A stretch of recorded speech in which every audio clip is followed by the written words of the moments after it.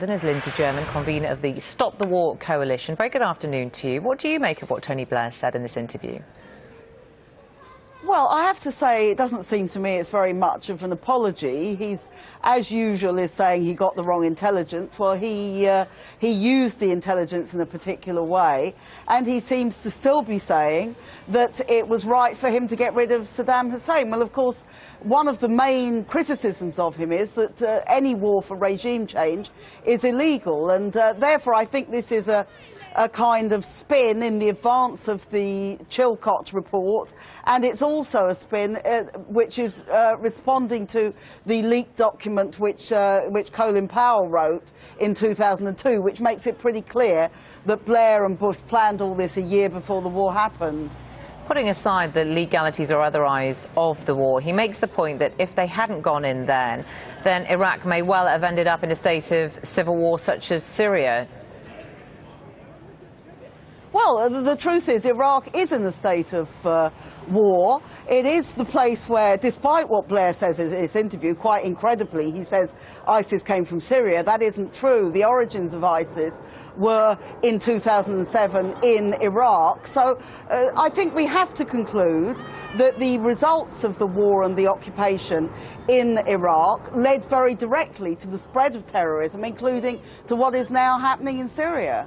He makes the point that he acknowledges that Islamic State may well have sprung from the Iraq war, but he says they first actually set up home in Syria as opposed to Iraq, where we obviously know they have a base as well. But do you concede that in his acknowledgement of that and the seeds of Islamic State, so-called Islamic State, that he is going further than he has gone before?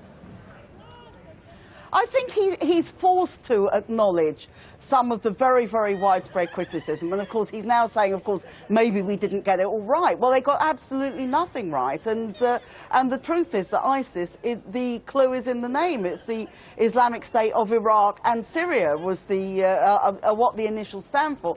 And in that situation, I think you have to see the war which was going on in Iraq, and which was triggered by the invasion in 2003, was very, very much a cause of ISIS. And to be quite honest about Tony Blair, he has supported every single war since then. He supported the war in Libya, he's encouraged war over Syria, he wants, as does David Cameron now, want to go back and start bombing Syria again. It seems to me that he's learned absolutely none of the lessons from 2003. Well, they're talking about bombing not Syria, but Islamic State in Syria, aren't they? And certainly we don't know if that's going to happen as yet. But he makes the point, Tony Blair, that the Arab Spring, which started in 2011, would also have had an impact on events in Iraq. So obviously events far preceded the Arab Spring, but again, kind of almost history has caught up with itself.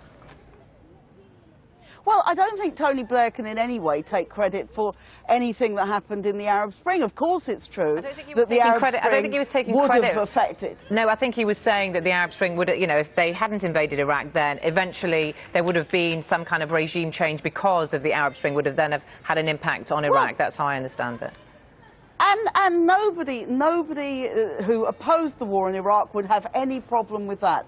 Nobody who opposed the war in Iraq did so in Britain because they wanted Saddam Hussein to stay. They did so because they believed it would make the situation in Iraq worse. We always said it was up to the Iraqi people to get rid of Saddam Hussein if that was what they wanted to do. It wasn't up to Tony Blair and George Bush. And the consequence of outside intervention, of foreign intervention, is what we've seen ever since, and what we're still seeing in Iraq and Libya and Syria today. Are you willing to give Mr. Blair some credit for taking responsibility here, which we haven't seen from other world leaders or military people involved in the military action in Iraq?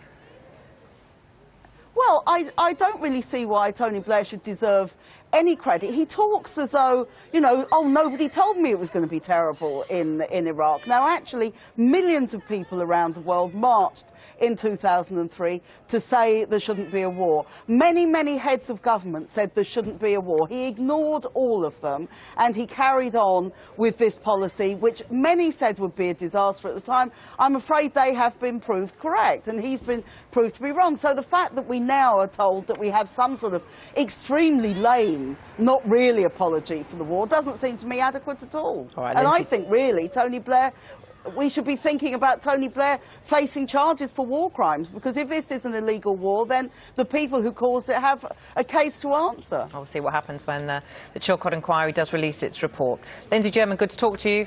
And Stop the War Coalition, thank you. Thank you. How's the weather shaping up?